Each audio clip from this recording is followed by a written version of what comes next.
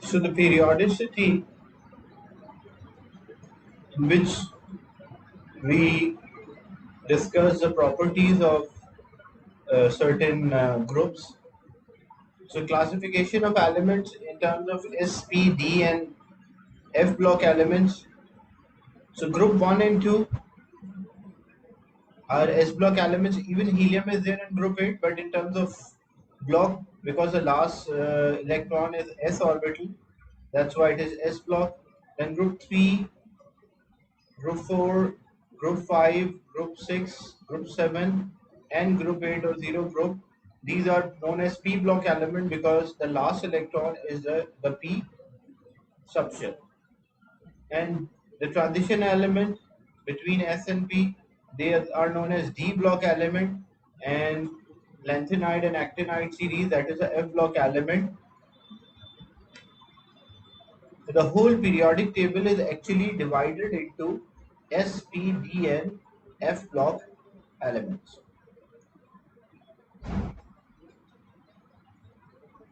Then atomic radius, as we move across the period, what we observe the atomic radius is decreasing. Like we have first sodium, then magnesium, then aluminum, then silicon, and so on. So why the atomic radius is decreasing across the period as we move from left to right? Because there is an increase in proton number, or we can say the nuclear charge is increasing. So as nuclear charge is increasing, greater charge is there for the same shell electron, more attraction. That's why the size is decreasing.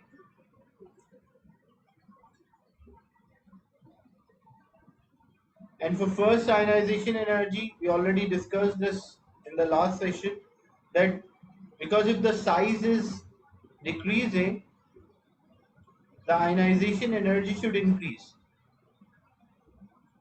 Because electrons are closer, the charge is more, the nuclear charge. So ionization energy should increase, but we find that all the elements are not following the same trend. From 2 to 3, from group 2 to group 3, there is no, it's not following the same trend. And why it is this? Because the orbital chain, this is S block and this one is P block. So this will have greater shielding effect. That's why it will be easy to remove electron. So we'll have a lower ionization energy. And there's another elements from group 5 and 6 does not follow the trend. Why it does not follow the trend? Because in group 5 it's a half filled orbital, so less repulsion, but in group 6 there's a pair of electrons, so they have more repulsion, that leads to lower ionization energy. Then what about the melting point? The melting point refers to the force of attraction and the type of the bonding. So when we take period in which we have sodium, magnesium, aluminum, silicon,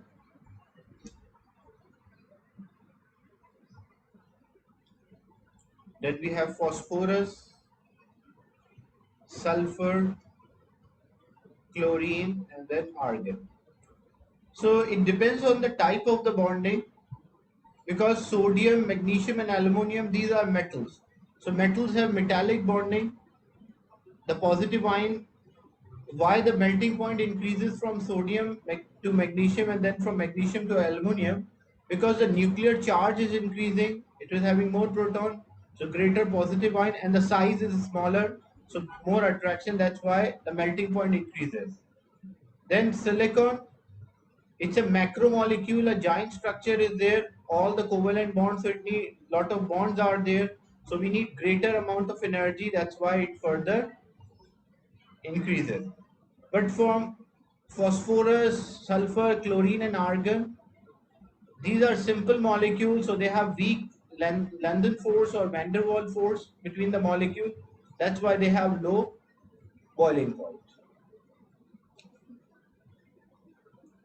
So when we check the boiling points, as you can see this, first we have sodium, magnesium, aluminum. So from sodium, magnesium, aluminum, why it is increasing? they have a metallic bond, the size of a positive ion is decreasing and the charge on the positive ion is increasing, so more attraction, that's why high melting point. Then silicon have the highest because in this period, because it is having a macromolecular structure, it is having a giant structure.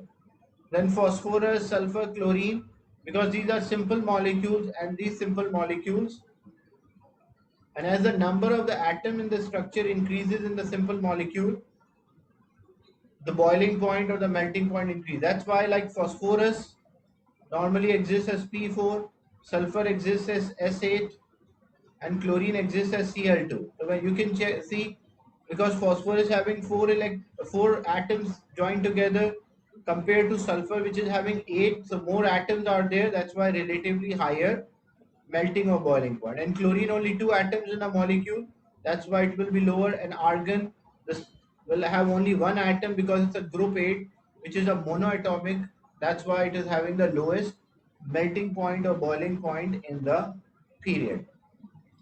Is it clear, this graph for a period 3 which includes sodium, magnesium, aluminium, silicon, phosphorus, sulfur and chlorine?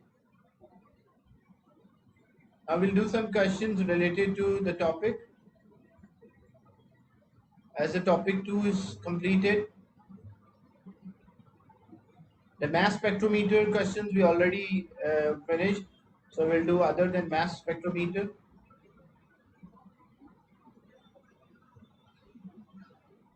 How many orbitals are there in total in the first 3 quantum shells? So how many orbitals are there? Quantum shell 1. You can also state the answer.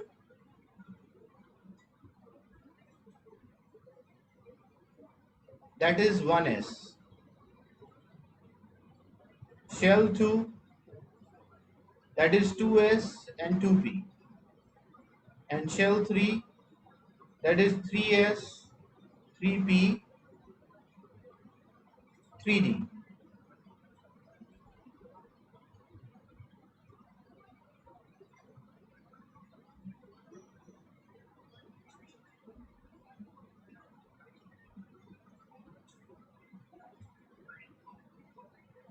So total number of orbitals,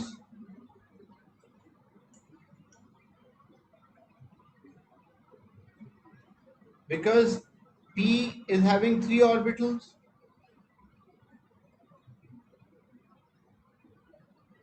p subshell is having 3 orbital, s is having only 1 orbital.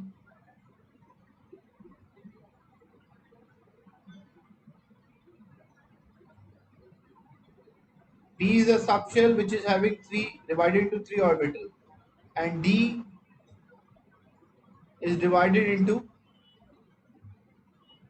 5.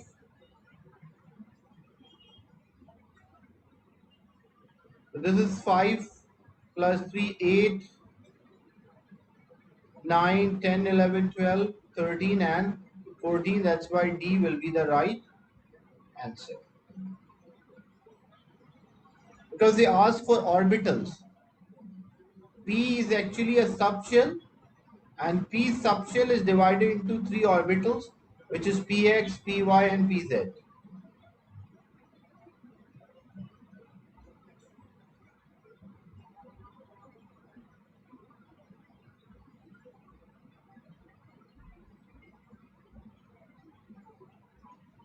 In question 3, which element is in P block and has atoms containing 2 unpaired electrons in the ground state? Ground state means that electrons are not jumping, because electron can jump from lower shell to higher shell.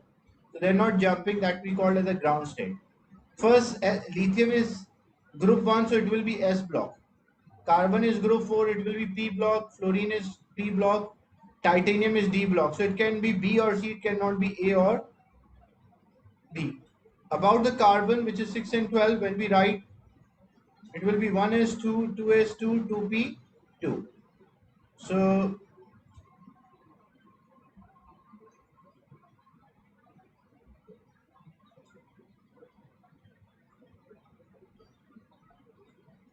when they occupy, so there will be a pair, and then there will be single. So you can see two unpaired electron in carbon. What about nitrogen? Nitrogen is fluorine, which is 9 and 19. So the electronic configuration for fluorine will be 1s2, 2s2, 2p5. So the arrangement here,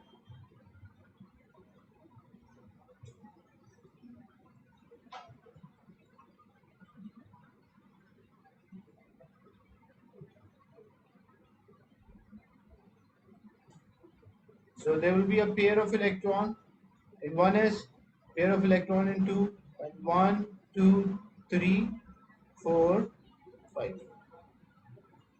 So there is one unpaired electron here, but in this case there are two unpaired. That's why B was the right answer.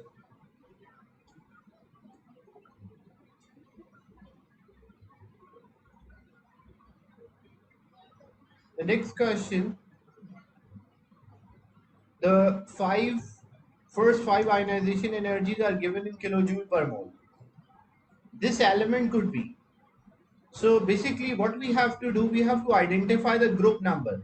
And how we identify the group number, if there is a bigger jump is there in the ionization energy, this gives an idea that the shell changes. So 578, 1817, 2745, and then 11,000. So this is a big jump. So this big jump shows that these electrons, the previous electron, were there in the last shell. So how many electrons were there in the last shell? So 3 electrons were there in the last shell. So sodium belongs to group 1, it will have 1 electron. Magnesium belongs to group 2, so it will have 2 electron. Aluminium belongs to group 3, so it will have 3 electron. And silicon belongs to group 4, so it will have 4 electron. That's why C will be the right answer for discussion. Is it clear, this one? That how using the ionization energy we can determine the group, or we can identify the element.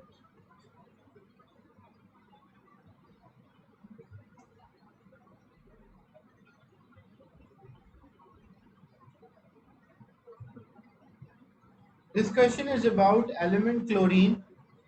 Give the electronic configuration using the SPDF notation for a chlorine atom in a ground state. So when they say it's a ground state, means electron is not jumping or electron is not removed, and we have 17 electrons.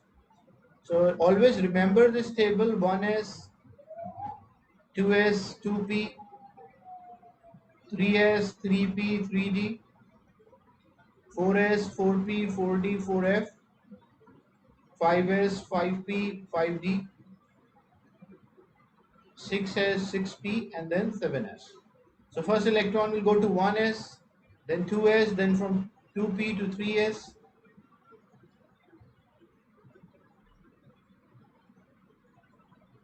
1s, then 2s, then 2p, 3s, then 3p, 4s, then 3d, 4p, 5s, 4d, 5p, 6s, and then 4f, 5d, 6p, and 7s. So 17 electrons, it will be 1s2, then it will be 2s2, then it will be 2p6, so we arrange 10, then it will be 3s2, 3p, so we arrange 12, and we have to arrange 17, so we are left with only 5. Then write equation for first ionization energy of chlorine. When first electron is removed from chlorine atom in a gaseous state, that's called first ionization. So we should have chlorine atom in a gaseous state. Writing a state symbol is having 1 mark. So we remove, so it will all, whenever ionization is there, it will always form a positive ion, and there is electron removed. So writing the state symbol is having 1 mark, and showing the electron removed when the charge is having another. Explain why the first ionization of chlorine and bromine are different. So they're talking about the same group. When you check chlorine, chlorine is having 3 shells, but bromine belongs to period 4, so it is having 4 shells. So which one you think will have the higher ionization energy? Chlorine atom or bromine?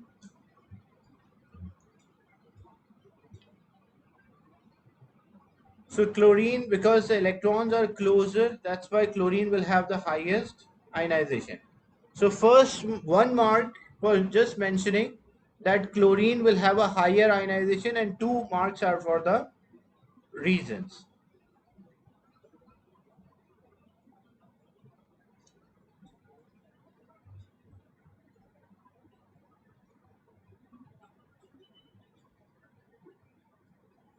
So first we mentioned chlorine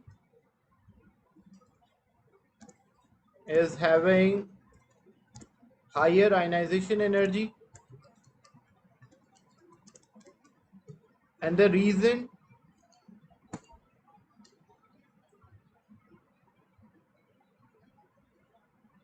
the outer shell of a chlorine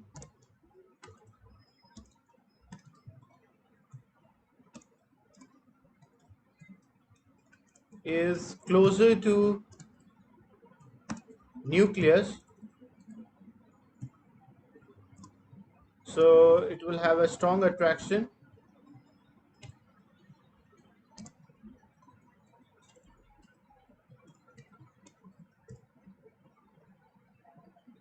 and bromine, and what is the second reason? Because bromine is having more electrons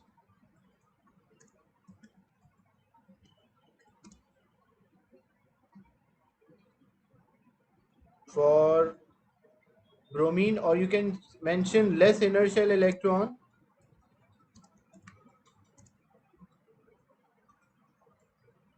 for chlorine. So if less inertial electron, it will have a higher ionization, because shielding effect will be minimized. As in the third shell there are 7 electrons, but in the inner shell there are only 10 electrons. So we have to remove only one of them, and this is shielded by only 10.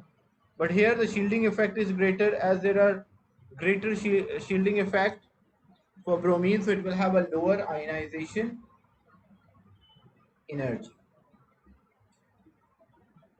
So that's why it's of 3 marks, the 2 reasons, and one is for mentioning that chlorine is having higher. Chlorine occurred naturally as a diatomic molecule. Draw dot and cross diagram that we did in O levels.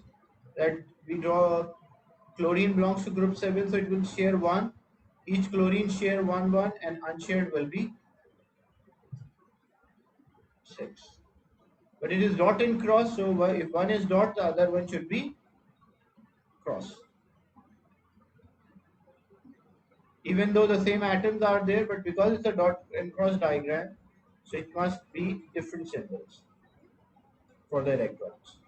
So this is a molecule of chlorine which is having a single covalent bond.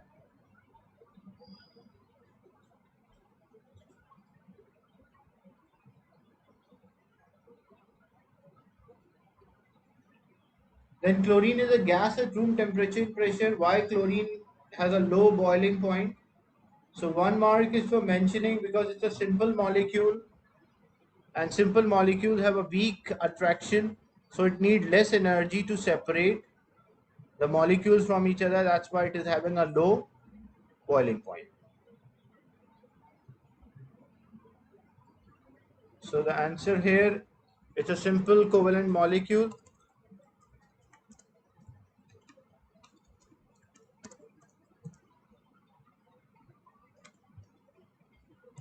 Weak attraction between the molecules.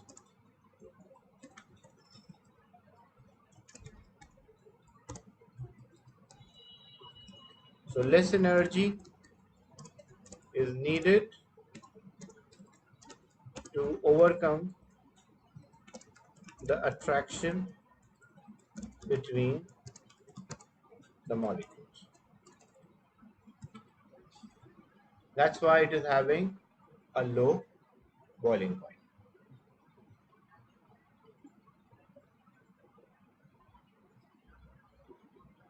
The next question, this is about the mass spectrometer. We already discussed the mass spectrometer. So we'll not do the question related to mass spectrometer. This question is about the bonding structure and properties of element in period 3 and their compounds. So it's a similar table about the temperature, melting temperature, which we already discussed. So you can see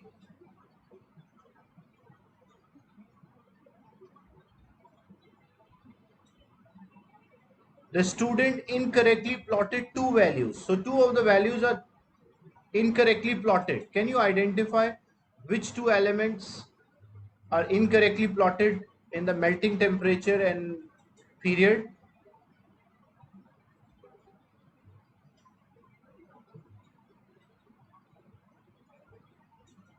Which two elements incorrectly plotted?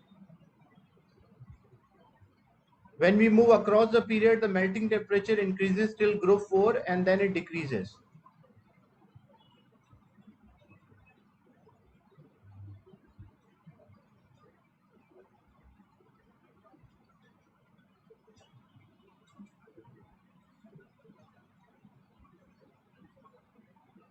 So when you check, first it is sodium, then magnesium is higher. Then what about aluminium? Aluminium is lower, but it should be higher. So aluminium is not corrected properly. And what about argon? Because argon is a monoatomic. So if it's a monoatomic, it should have a lower melting point. Because sulfur exists as S8, phosphorus as P4, chlorine as Cl2. So greater the number of atoms in a covalent molecule, stronger attraction between the molecules, so higher boiling point or melting point. But argon is a monoatomic, so it should have a lower. But in the question, in the graph, the student plotted higher. So which two are wrong? Aluminium and argon. Is it clear, this part?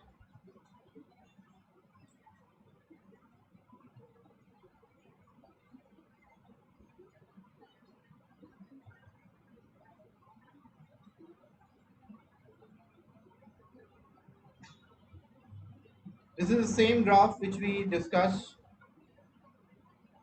related to the melting temperature.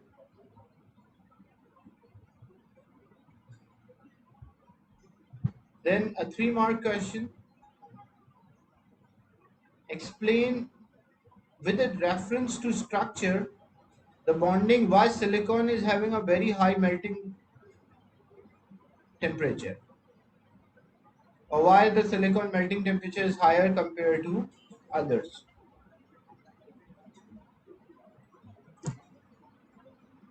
So silicon has a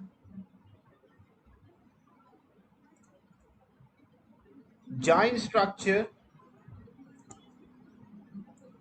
So when it is having a giant structure,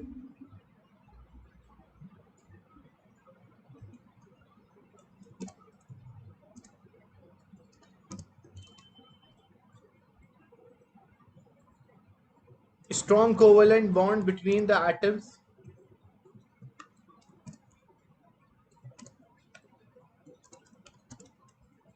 So it required greater amount of energy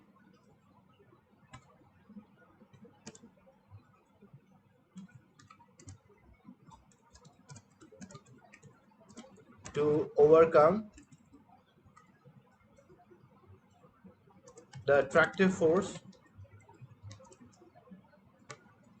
That's why the melting temperature, it's not ions, it's not a metal, it's a giant structure, giant macromolecular structure.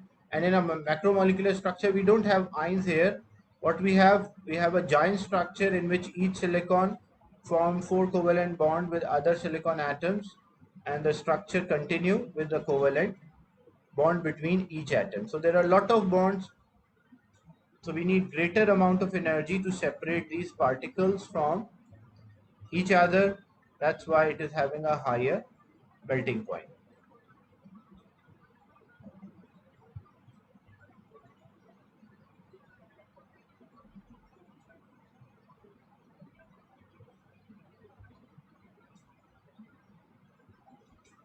Then Aluminium has a greater electrical conductivity in period 3. Aluminium is a metal. And what is the structure of the metal? The metal contain a positive ion, a lattice of the positive ion, and the delocalized electron. So aluminium belongs to group 3. So each aluminium will lose how many electrons? It will lose 3 electrons. So there are more electrons. Aluminium is having greater number of delocalized electron, and because each aluminium is losing, so aluminium is having a metallic structure.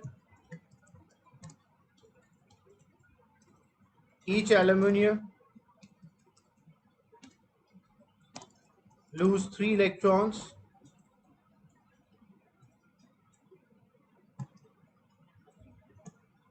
which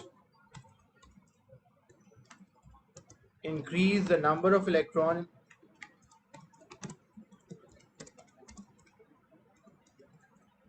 in the structure,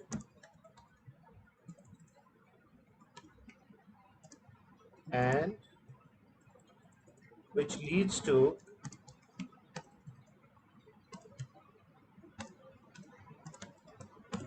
greater electrical conductivity.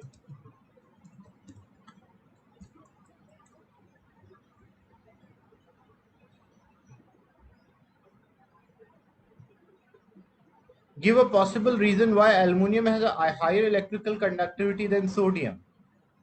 So what could be a reason why aluminium is having a higher electrical conductivity than sodium? Because aluminium is losing 3 electrons per atom. So aluminium is losing 3 electrons per atom,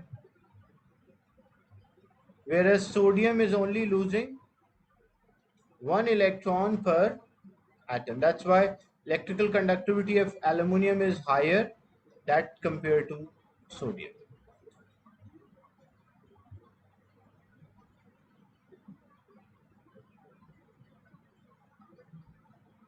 Then aluminium is extracted by electrolysis of aluminium oxide in a liquid state. Draw dot and cross diagrams. Because it's aluminium oxide, so it's a metal and a non-metal. It will be an ionic bond. We have to show only outer shell electron. First, what will be the formula of aluminium oxide? Aluminium charge is +3 and oxygen group 6 -2. So aluminium oxide will be Al2O3. So we have to draw 2 aluminium. They lose their last shell electron, and we have to draw 3 oxygen. Oxygen belongs to group 6, so each oxygen will have 6 electrons in the outermost shell.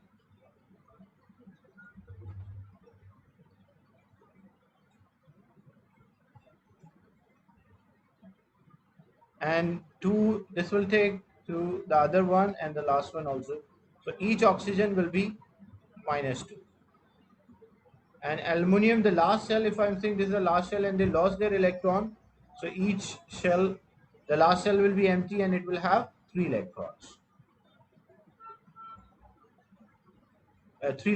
Charge will be +3 and all the electrons are lost from the last shell. So this is the ionic structure of aluminium oxide.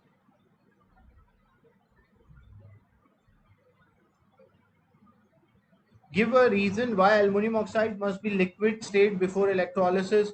Because in molten or liquid state, ions are free to move in ionic compound. That's why it should be in a liquid state.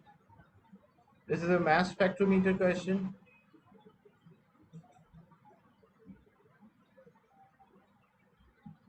In question 8, which ion does not have the electronic configuration shown? So how many electrons are shown? 2, 4, 6, 8, 10, 12, 14, 16 and 18 electrons are there. So basically we have to check which of them is having 18 electron, not having 18. Potassium is having 19. but it is potassium plus 1 charge, so it will be 18. Calcium is having 20, but it is plus 2, so it will be 18 electrons as well.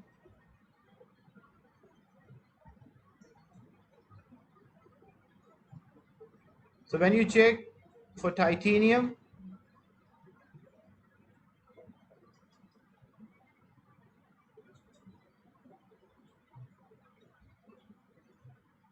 and scandium is there 21. The atomic number of titanium, here scandium is there, which is 21, so plus 3 it will be 18, but that is 22, so 22 with a charge plus 2, so this will be 20, so it is not titanium, it cannot be a configuration for titanium.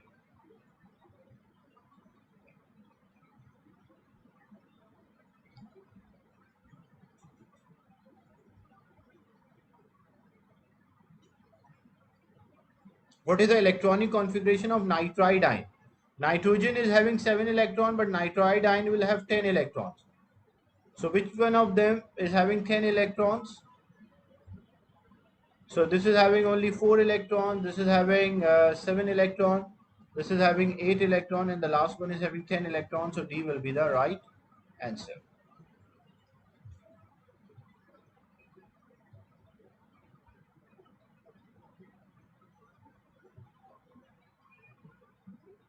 Which equation represent the third ionization energy? Third ionization energy means already the 2 are removed, we are removing the third. So it should form plus 3. So it can be A, it can be C, or it can be. But D, why D is wrong? Because all 3 electrons are removed all together. That's not correct. Here, if 1 electron is removed, then it should be plus 2. So that's also wrong. This is totally wrong because it's the fourth ionization. Here, we remove 1 electron from plus 2 to make plus 3 in a gaseous state. So that's why A is the right answer.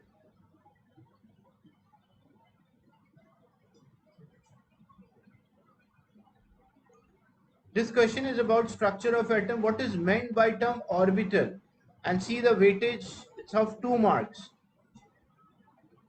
So how we define a term orbital? Orbital means region within an atom which can hold up to 2 electrons in opposite spin, or probability of finding a region where the probability of finding electron is maximum and which can hold up to 2 electrons.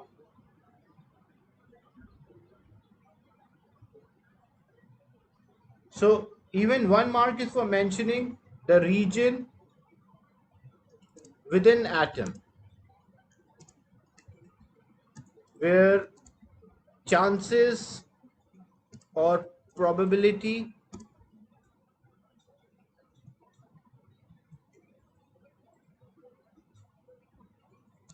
of finding electrons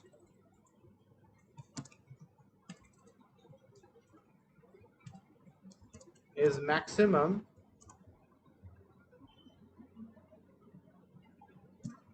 It contains 2 electrons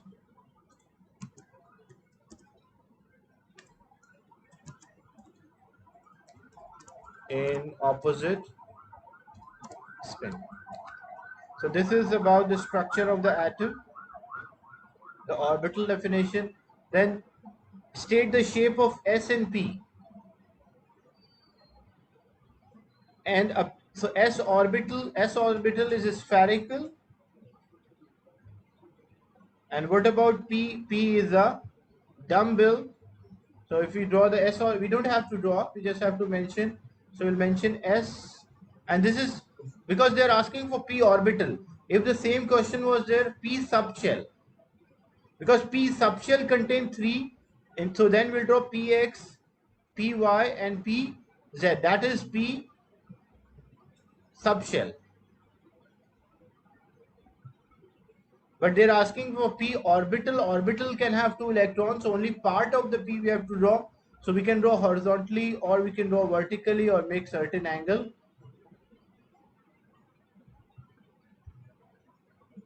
So S is a spherical, where P is a dumbbell.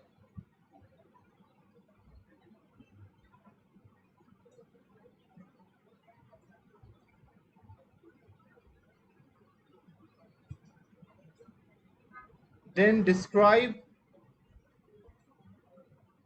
what can be deduced about the electronic structure of sodium from its successive ionization. It's of 3 marks. So what we can deduce or work out from successive ionization energies of the sodium.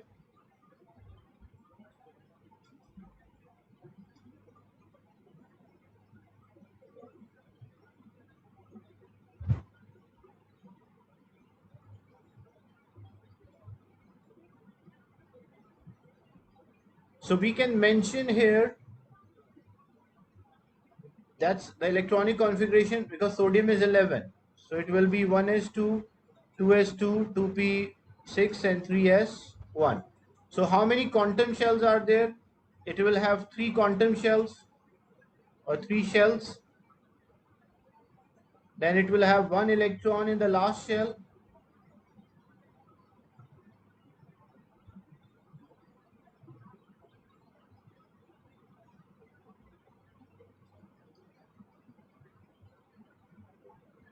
So 1 mark is for mentioning the configuration, like electronic configuration of sodium will be 1s2, 2s2, 2p6, 3s1, and there are 3 shells, 1 electron in the last shell, and there will be a greater difference between the first ionization and second ionization. There will be a big jump. Why there will be a big jump between first and second ionization? Because the first ionization is electron removed from the third shell, but the second ionization, the electron is removed from the second shell. So they will have a big jump.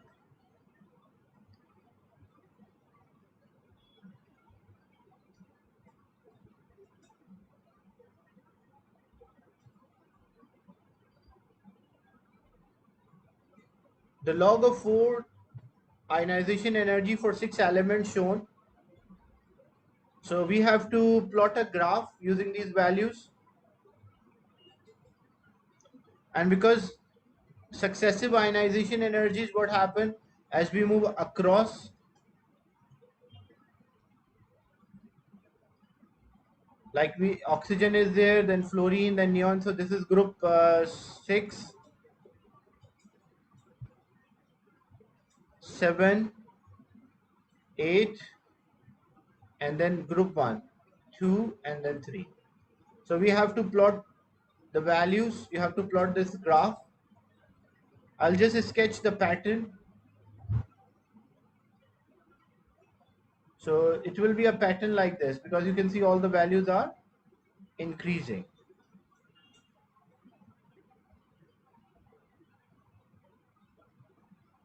And use your graph, estimate the 4th ionization energy of sodium.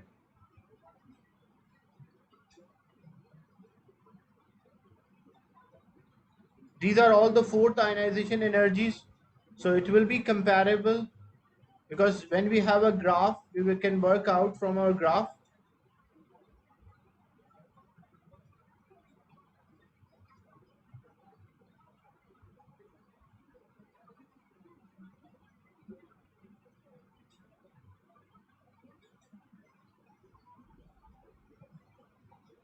So after plotting a graph, we can work out the 4th ionization energy of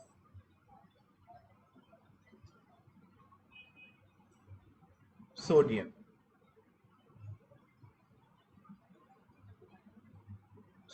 Is it clear? In the next session, we'll do more questions from this topic. Any question related to the class? So today we discussed the first 11. So topic 2 is done. We completed topic 2.